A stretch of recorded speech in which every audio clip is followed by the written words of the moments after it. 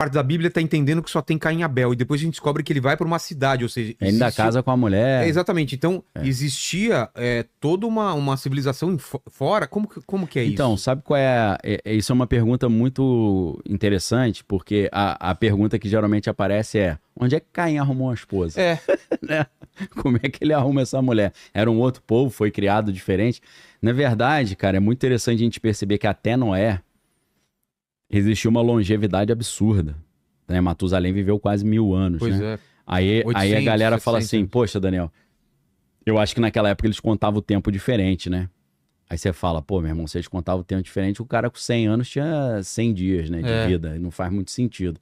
Mas não, cara, tem toda uma explicação até geológica também, porque até o dilúvio nunca tinha chovido.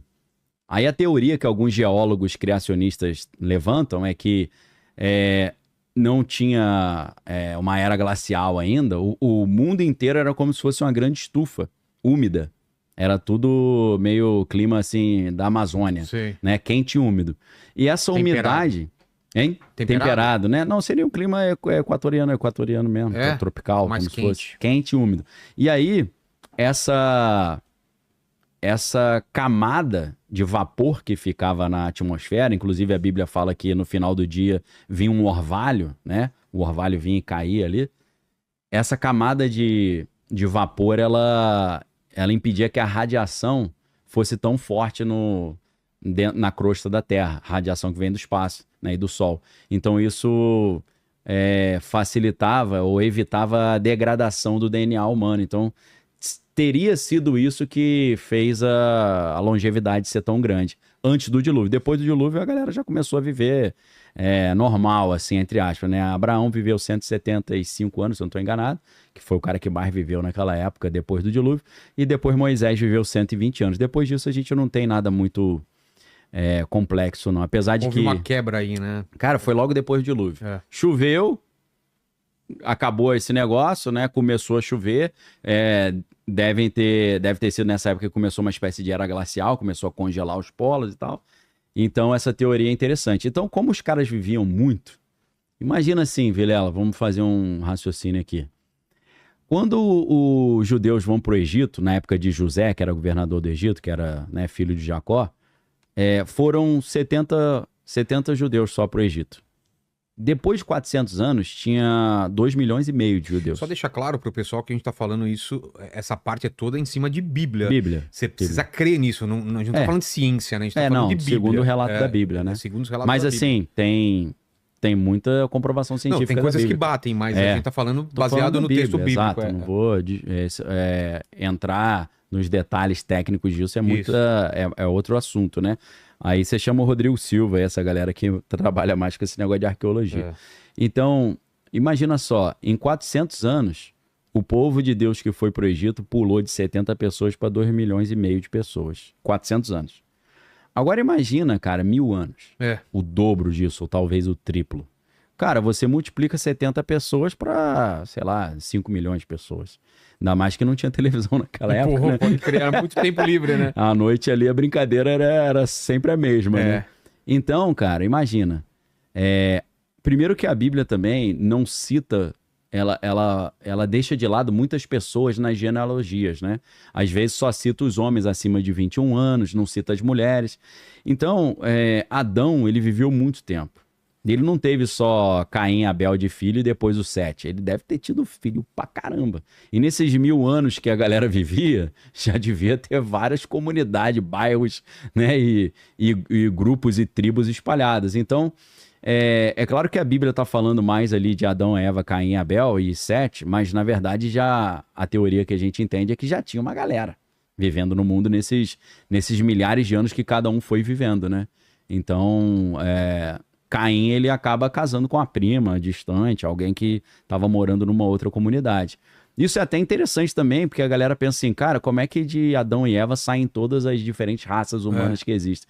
Cara, antes da genética era difícil de você imaginar isso, mas se você pega hoje o gene recessivo e gene dominante, né? Se você tem um tipo moreno médio, do moreno médio você pode ter ali um africano ou um caucasiano, né? Eu mesmo tenho amigos que são filhos do mesmo pai e da mesma mãe, um é loiro de olho azul, o outro é bem moreno. Então, é uma outra pergunta, né? Como é que de um único casal sai japonês, sai caucasiano, sai indígena? É por causa disso, né? A carga genética, a gente carrega muita coisa na carga genética. E às vezes você puxa gene lá do seu avô, né? Ninguém tem olho azul, aí nasce um neto com olho azul. Então, hoje, pela genética, o moreno médio deles pode sair qualquer tipo de grupo que a gente conhece. Então, voltando para aquela ideia, né? O Adam Weishaupt, eu falei para a galera que a primeira loja maçônica oficial é de 1717. E aí, cara, em 1776, no dia 1º de maio de 1776, a gente pensa em 1º de maio, a gente pensa no Dia do Trabalho, mas de verdade, 1º de maio, primeiro fato importante que aconteceu no 1º de maio foi a fundação da Ordem dos Illuminati, né? Que isso sempre foi reputado como teoria da conspiração, mas isso é fato, eu tô dando o nome dos caras, até a universidade onde ele dava aula, Universidade de Ingolstadt. E aí a ideia dele, seguindo essa visão jesuíta dos alumbrados, né? A ideia de mudar a ordem vigente, eles pensam o seguinte, cara, vamos criar uma maçonaria da maçonaria. Uma maçonaria só de elite, de uma elite burguesa, e nós faremos uma revolução para cima da nobreza e derrubaremos os reis. E eles estavam conspirando isso dentro dessa sociedade. Até que um mensageiro indo de cavalo levar essas mensagens secretas por diversos grupos, né? Ele é atingido por um raio. E aí ele morre, eletrocutado, e os planos se espalham pelo chão. Alguém acha. A galera, o pessoal achou, aí denunciaram para o governo na época, eles prenderam a galera toda. Então aí o projeto de 1776, ele meio que foi suspenso. Mas aí alguns desses membros desse grupo que sobreviveram ali, conseguiram fugir. Na Itália, o Giuseppe Mazzini continua esse trabalho.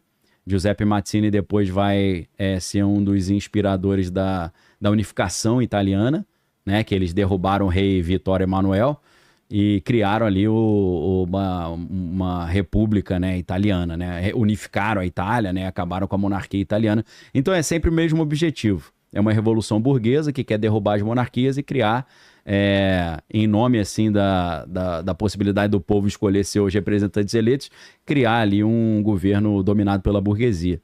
E alguns desses grupos foram para a França.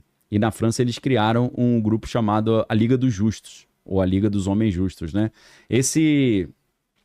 Essa parte da história está muito bem relatada no livro que é o Política, Ideologia e Conspirações, do Gary Allen e Larry Abraham. Esse livro é sensacional, pessoal. Esse mudou a minha visão de mundo. Hein? Como é o nome? Política, Ideologia e Conspirações. Em inglês é None Dare Call It Conspiracy. Ninguém ousa dizer que é uma conspiração. É um cara formado em História pela Universidade de Colômbia, é um negócio muito bem fundamentado. E nesse livro você vai entender que, por exemplo, o comunismo é coisa de bilionário. O comunismo é a estrada real dos bilionários para o poder. Ah, é? Para a defesa do pobre, né? Igualdade, progressismo. E aí ele fala, você não consegue entender que comunismo é coisa de bilionário e de banqueiro, porque você acha que comunismo é distribuição de poder e de renda, mas na verdade é o contrário, é concentração de poder, concentração de renda, monopólio. Você pode pegar o Manifesto do Partido Comunista, no final do terceiro capítulo, o Marx vai falar os 10 passos para a implementação do comunismo, e ele fala até criação de um banco central que vai unificar todo o crédito, né, controlar o crédito. Ou seja, banco central é a ideia de Marx, pô. Então, aí já é uma revolução do proletário, né, não é burguesa. Mas por que a gente está falando nisso? Porque em 1776, o projeto de derrubar as monarquias foi interrompido por causa dessa descoberta. Mas esse projeto continua rolando na Itália. O embrião já estava lá, o livro. Esse livro é muito legal, cara. Tem um demônio lá, ó. Tem o Lúcifer lá. É o Lúcifer dominando o dinheiro. Símbolo do... A pirâmide com o olho que tudo vê, da ONU, do comunismo. Comunismo, né? aquela estrela o anarquismo, e a estrela Tem a estrela do tripé quebrado, né? Que é o anarquismo. E tem a outra que é com a letra A mesmo, né? Do anarquismo. Que é do Chris Angel, lembra do Chris Angel? Chris Angel. Esse Azinho. Inclusive dizem que esse A, na verdade, é de uma entidade, né? Sério? Que ele usa de Angel, Chris Angel. Sei. Mas, na verdade, a logo que ele usa é de um bichão... Um sigilo. É um sigilo terrível. Não. Um negócio poderosíssimo.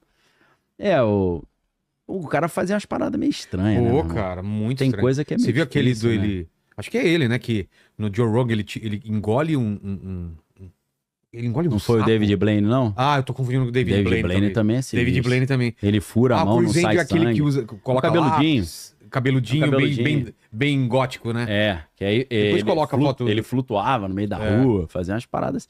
O Chris Angel meio que sumiu aí, né? Sumiu. Mas o David Blaine tá em alta ainda, né? É. Tá aí, sempre anda com as O celebridades. David né? Blaine é bizarro também. É. Não, eu vi outro dia que ele foi. É um vídeo mais antigo, mas eu tava assistindo outro dia. Ele tava na casa do Harrison Ford, cara. E aí ele falou pro Harrison Ford: escolhe uma carta, não sei o quê. Aí o Harrison Ford escolheu a carta. Aí ele falou: aí, pô, tô com vontade de comer uma laranja. Você poderia cortar essa laranja pra mim? Ele corta a laranja, a carta dentro da laranja. Cara, essas mano. coisas eu nunca entendi, Não faz essas paradas. sentido. Aí ele falou: sai da minha casa agora, Harrison Ah, Ford. Esse é com o Chris Angel. Nossa, a cara dele, que eu me lembro, é que aí Não não era tá esse, não? maquiado, né? Todo com lápis e tal, né? É. Tinha um visual diferente. O cara mas- tá meio sumido, né? É. Tinha o David Copperfield também, né? Esse é das antigas. É, esse é Casado com mais lá a de- Cindy Crawford. É, lá de Las Vegas, né? É. Inclusive é o nome de um livro sensacional do Charles Dickens, né?